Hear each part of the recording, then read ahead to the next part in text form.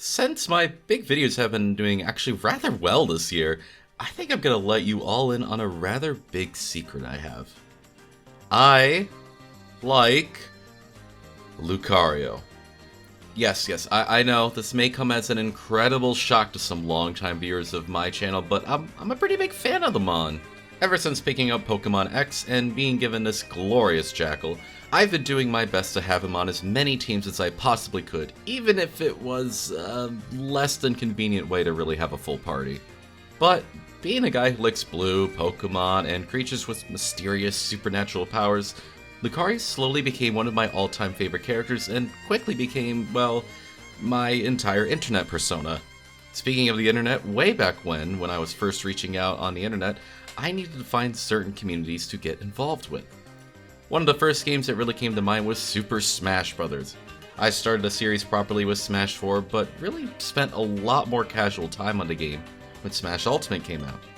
Now, despite Smash having an extremely diverse roster in terms of characters and playstyle, many find themselves pretty easily able to lock down on a few characters they properly main. Every so often I'll find a new person who enjoys the game or even knows it on a more casual level. These individuals will wonder who I play and will come to the rather straightforward conclusion that someone like myself must play Lucario, a rightful assumption to make. Which brings up a rather fun conversation because I get to tell them that Lucario is one of my least favorite characters to play in Smash Bros.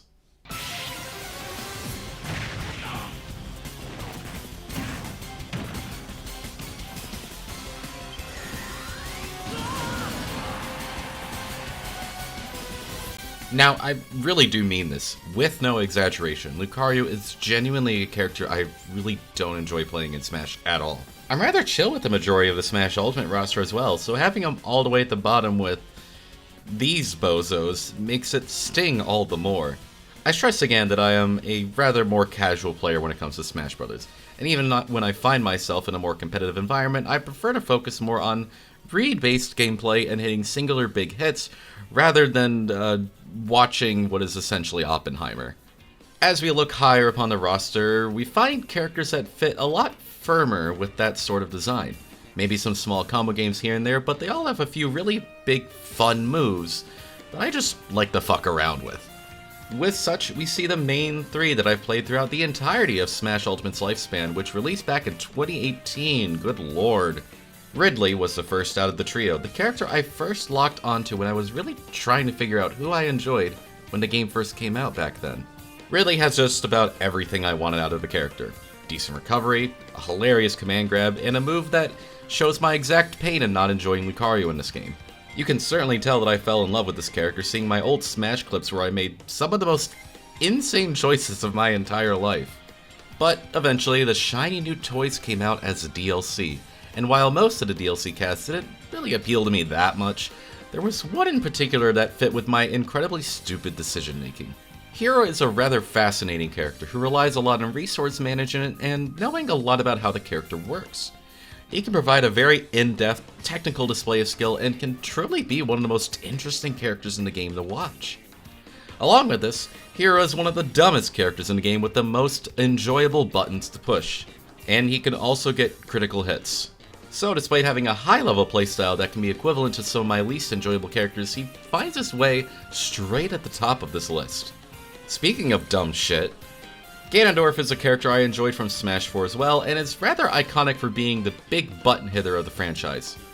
With several powerful, unique smash attacks, a command grab which can keep someone in your grasp for weeks, and Ganondorf actually became a competitive main for myself in the small period I actually focused on it. Having a very read-based game plan fit very well with my playstyle, and it was rather fun to beat unsuspecting foes with. Unsuspecting because, well, the other thing Ganondorf is iconic for is being one of the worst characters ever. Nonetheless, these three were, and still are, my main goobers out of Smash Ultimate. And the funniest part about all of it? I didn't give a shit about any of these characters before I played them. When I started playing Ridley, I hadn't even played a Metroid game, let alone had shown any interest in playing Samus in previous Smash iterations. When Hero was revealed, I genuinely had no clue who he was, nor was I familiar with Dragon Quest in the slightest. As for Ganondorf, the only Legend of Zelda I even completed at that point was Wind Waker HD, and while it's easily one of the coolest iterations of the character, I hardly even cared enough about the franchise to really think about that at the time. It's really interesting to think about how some characters, despite hardly caring for them design-wise, became some of my favorites to play in the game. You know, this reminds me of another platform fighter I've been playing forever.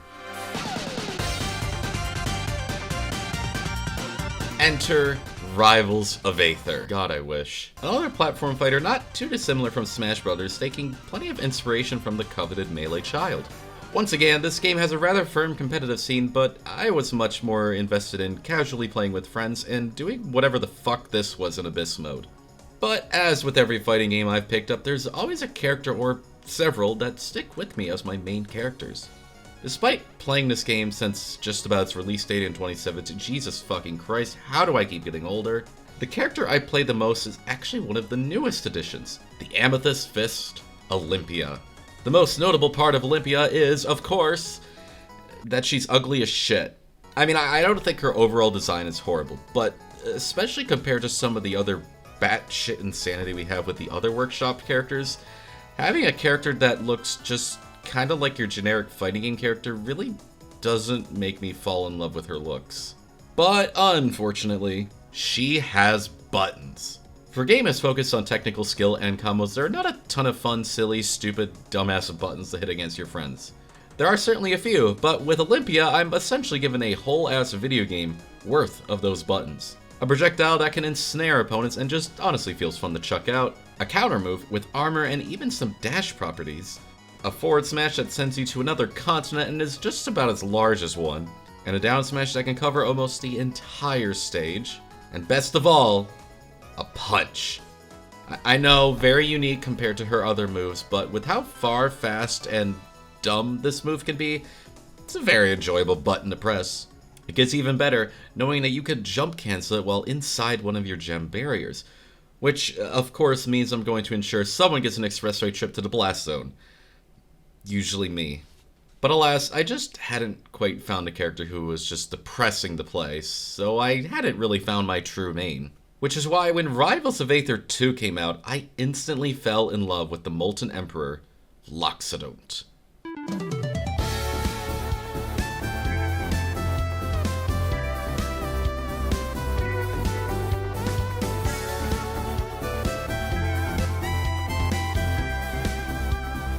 Loxodont fit a lot more into my Smash Bros. Playstyle, which was just wait for the opponent to do something stupid because I really needed them brought down to my level. A big heavyweight with some very strong moves. And I mean like strong moves that make me feel like I've been hit by an elephant. He's got enough dumb stuff to make it work, but has plenty of other unique mechanics to help add some creativity and personality to my own playstyle. A side special command grab which can send directly downwards or be used for chain grabs. A down special that I can use for offense or recovery. A meatball that I could basically do whatever the hell I want it to. And, of course, an up special that lets me tap into my absolute worst self.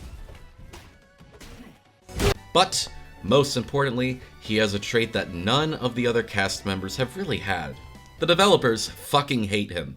Somehow this guy gets either nerfed or nothing after every single patch, and the moment me and my friend actually figure out something new and cool with him, it's instantly taken away the following patch.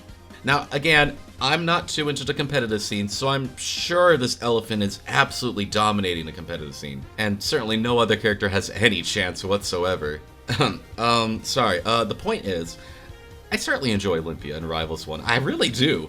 But there's also several other characters I'll bounce around with, mostly just to spice things up. But Loxodont had more than enough gameplay to win me over, but even more so in design I really enjoyed. Seeing someone who looked and felt like an actual heavyweight was rather refreshing for a technical game like Rivals. Emperor Elephant with a giant axe, and whatever the hell happens to him when he takes his sauna bath, a design that really shined for me, and made me focus on him a lot harder than I ever really had with Olympia and Rivals 1. A character design can really make or break whether or not you're really wanting to try out a new character and be willing to learn them, especially if you're hyping yourself up to play them in the first place. Hey! This sounds like the perfect time to segue into a game I was extremely eager to pick up, which of course was an equally technical game.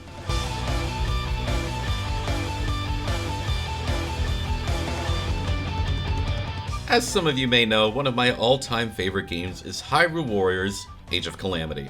I was in the know of another version of Hyrule Warriors, the one that came before, and with how much I loved Age of Calamity, I was certainly eager to get my grubby paws onto this game. And after playing this game for about a month and a half at this point, I think I like it. Now, a game like this comes with an incredibly diverse and expansive roster, so although this isn't quite a fighting game, there's still plenty of choices to be made on who your main characters will be. Going into the game, I had zero idea who I was going to play. Most of the characters were very likely to be different from the ones I was familiar with, so I really needed one to pop out at me before I started giving them all a shot. Oh my god, she has a giant sword. So Impa became my main character very easily, and even though I instantly fell in love with the initial giant blade, the Naginata was eventually something that won me over even further. For reference, in Age of Calamity, my primary goal is to defeat these large monsters, which will occasionally open something called the weak point gauge. When the gauges are depleted entirely through damage, I can unleash a powerful attack and repeat the process. A lot of the characters I come to enjoy are the ones that can exploit the gauges more than others, most often being able to consistently and frequently open them up. However, in Definitive Edition, the gauges are a little bit different. They are much easier to break, but they cannot be forced out, and are really only open for a short period of time. So what if we had a character who was fast, fluid, and had the ability to set up a constant wall of damage onto an opponent?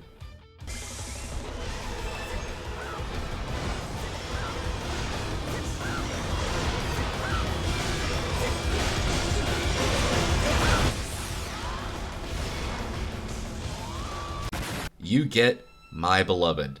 I really seem to just love Impa in these games, don't I? Now, despite being of the same series, Definitive Edition does play rather differently than Age of Calamity. Age of Calamity is miles more defensive, waiting for the right opportunity to strike, while Definitive Edition is a lot more aggressive and allows for constant juggling and extensive combos. And with such a wide roster, there were many characters I was looking forward to and very satisfied by their gameplay. Lana was one of the first, being the bubbly blue-haired girl she was, slowly over time became one of my favorites with all her crazy technical bullshit, along with a generally well enemy scooper and juggler. Medley was one of my favorite Wind Waker characters, so when I finally got to play her and see her unbelievable juggling, I was more than thrilled to keep playing as her. Agatha was a character that was hyped up for me by being told she was a terrible dogshit character and nobody liked her. Having played her, she's one of my favorites, and I honestly think everyone else just needs to learn how to press 2 buttons. Finally, Volga was a character who caught my eye from the very first level. A draconic armored, massive spear wielding, fire breathing hunk of a character was one I was desperate to play. And after playing all these technical tight characters,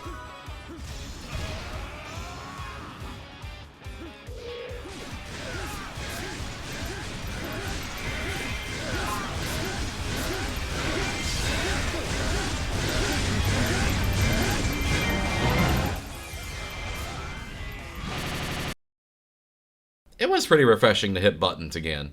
Either way, this eagerness to check the whole roster was not all fun and games, sadly.